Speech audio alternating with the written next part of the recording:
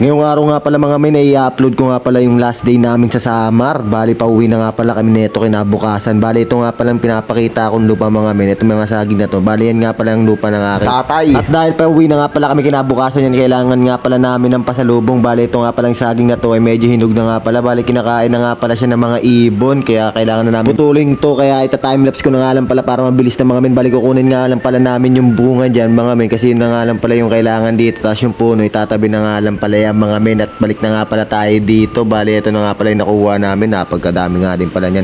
Bali papasalubong namin yung kinabukasan. At medyo nagmamadali na nga pala tayo rito kasi meron tayong kakatayo na pato. Let's go. Food trip.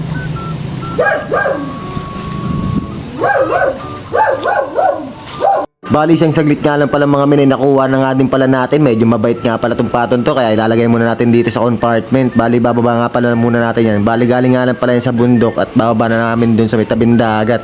Bali dito nga pala pinainom nga lang pala namin ng suka yan. Bali ito nga palang native na manok, isasama na nga pala namin yan. Bali pag-iiwalay nga lang pala ng luto yan kasi magkaiba nga pala sila mga men. Makunat nga pala yung pato at syempre nakailang banlaw nga pala ako dito ng mainit na tubig kasi napakakunat tanggalan. At ito nga pala si Kuya Glenn. Bali si Kuya Glenn nga pala ay pinsan ko. Grabe na pagkabilis nga pala gumalaw dito nila ni Kuya Yunon. Bali lilinisan nga lang pala nila yan tapos tatadta rin. Pero magkaiba nga pala yung luto dyan.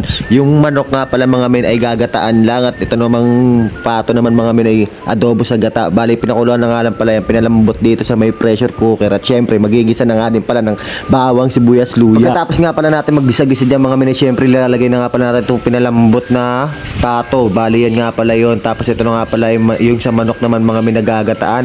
Bali ayan din naman pala yun. Bali magkaiba nga pala sila pero mas masarap nga pala yung pato dyan kasi sobrang lambot. Ayun, tignan nyo naman yan at napakanga nga pala dyan. Solid yan mga ben. Tujubaregandi. At malapit na nga rin pala maluto itong dalawa kaya tignan nyo naman kasi yun. Tignan nyo ang sarap. Yun yung medyo pinapatuyo-tuyo na nga lang pala yung manok na yan. At syempre susunod na nga din pala dito yung adobo sa gata na pato. At tignan nyo naman yan. Tignan nyo yung texture nya no. Napagkabisa na nga pala yan. Mas masarap nga pala dyan pag pinatuyo tapos lalagyan mo ng konting asukal. Yung medyo manamis-namis tapos yung sa angang niya maglalaban sila kaya tingnan nyo na ako, let's go.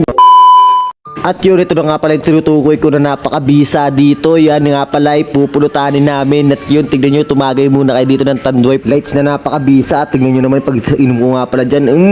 Inahanap ko na nga pala dyan yung pato. At syempre inom muna tayo ng tubig dyan para naman tayo kukunin dito ni Lord. Tapos ito naman pala tayo mga minayan na yung pulutan natin dyan. Pero bago nga pala yan, shoutout nga pala kay Big Boy. At ito na nga pala yung napakabisa na neto. Ang sarap niyan mga ben. Pagkatapos ko nga pala tumagay dyan, pumunta ka agad ako dito sa Boulevard. Grabe na. Pagkadami nga pala mga tao dito at maraming salamat nga pala sa mga sumusuporta sa akin. Bye bye, I love you all.